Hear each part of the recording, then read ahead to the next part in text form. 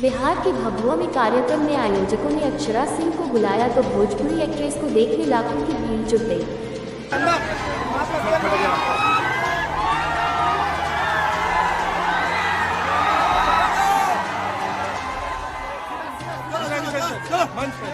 मंच पे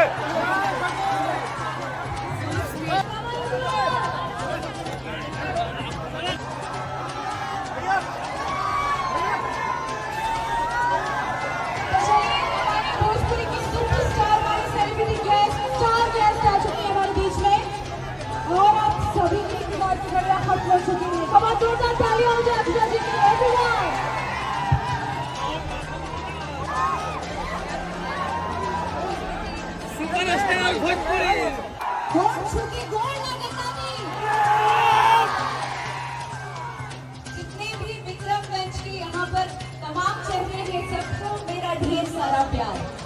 आपको कई दिनों बाद देखकर बहुत अच्छा लग रहा है और दिल गदगद हो गया आपको देखकर। सुना है कि नहीं? सुना है।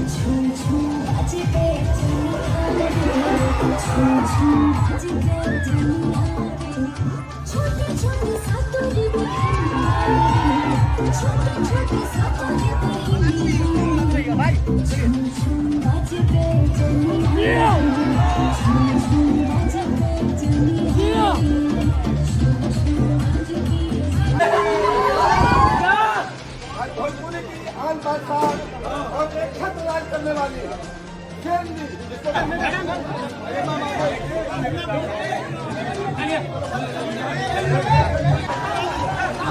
शक्ति मिली और ये है मेरा पावर।